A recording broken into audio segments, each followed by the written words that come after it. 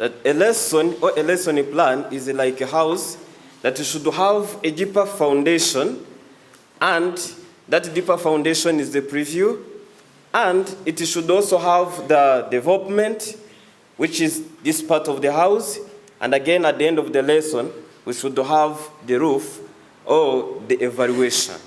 Are we together? Yes. So we have learned a lot of things since day one, and I am here to present my understanding or my skills that I have acquired on day one, and it's summarized in these 3 words. The word one is connect, another word is enable, and the third one is lead. So as teachers, we have this kind of duty to connect our learners or our classes with global classes. We know that we are in the century of world globalization.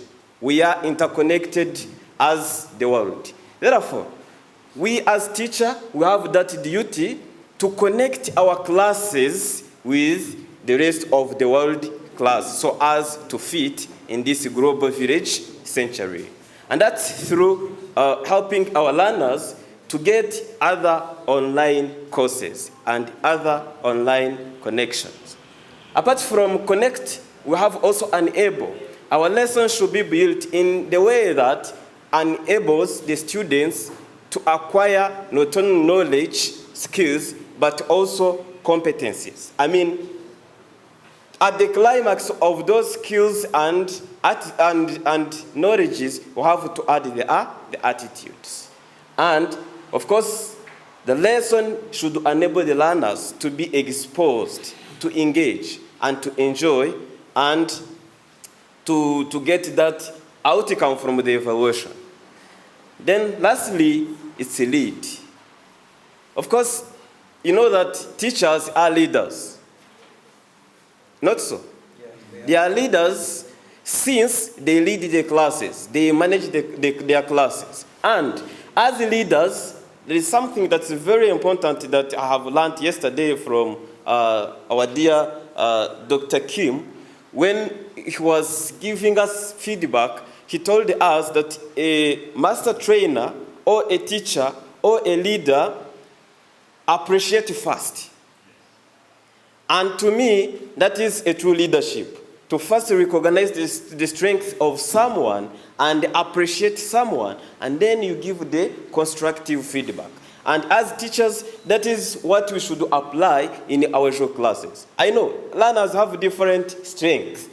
Some are quick learners, others understand slowly. So you have to bear with those who are slow understanding, and then you uplift them and help them to understand. So in summary, that is what I have acquired, but it's more and more. I can talk about it until the days just go. So allow me to welcome Marvin to talk about the second day. Thank you so much, Joseph. Good morning, everyone. So for day 2, there are lots of things that we learned. And one of them was a quote off from a book called, I don't remember the book, but from an author, American designer called Don Norman. And I remember Michelle sharing with us, telling us that he's one of the most favorite designers she has ever met. One of the things that she mentioned was that people ignore designs that ignore them. And when we refer it to our own classes, we got to know that students also, in the same sense, ignore lessons that do not engage them, that do not interact them, that do not create that kind of connectivity to them. So in one of the Don Moen's books, he still says that a teacher is a designer. And in designing, you need 2 main things. One, which is a system. When you refer that to the lesson, the system could be the 4 Ds and the 4 Es. Where in the 4 Ds, we have identification, we have decision, we have discovering and developing. As a teacher, you identify, you decide on what to use, you discover it and develop it. In the same sense, still as a teacher, as a designer, you also need the manual. which would guide you on how to develop your lessons better. That was in day 2. So still in day 2, another word that we learned was planning. A teacher is a planner. You plan your lesson effectively. When a lesson is not well planned, you will not have the fruits to bear at the end. Then we also talked about creativity, where a teacher creates. A teacher, after designing, after knowing everything, you create and innovate your lesson to suit your learners' needs. As a tool in day 2, we got to learn about Quizlet, how to use Quizlet, how to log into Quizlet, how to create channels, and at the same time, also how to engage our learners using Quizlet. That was in day 2, and it was really fantastic. Then, lastly, we in day 2, we said Kahoot, which was one of the most interactive tools that we learned about. How to create channels on Cohort, how to add questions from the question bank. And I think it is going to help us a lot as teachers and how to develop, especially in how to develop our lessons effectively. So in day 2, we learned that it's not just about teaching you as a teacher. It's about creating an impact in your learner's mind. It's about engaging them. It's about creating that kind of collaborative effort that would enable them to make an impact in this world. Thank you. So day 3.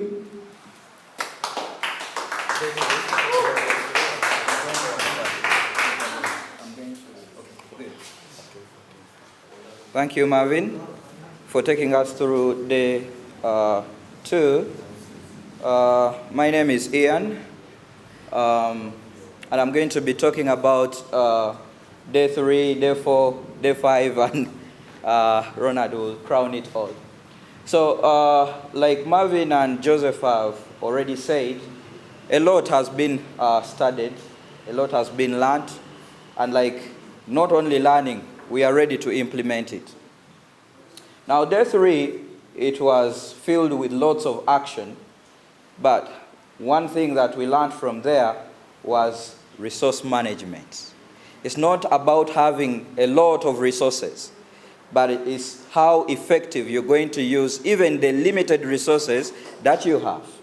So that was a very important kind of lesson we had on day 3.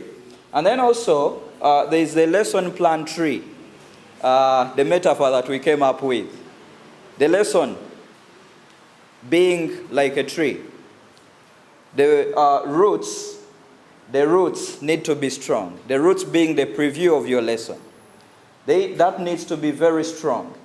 And you're going to use a couple of ICT tools to make sure that at least the roots, the preview of the lesson is well built. And of course, everything else will fall upon those roots. That's where we're going to have a stem. That's going to be your lesson development, and also the leaves, that is going to be your evaluation. And of course, on day 3, we looked at a number of ICT tools that can be used by learners to make sure that we encourage collaboration and engagement of all learners in our lessons, including the Google Slides, the Google Docs, just to mention but a few. And then, therefore, also we had a number of lessons that we learned, but what stood out most was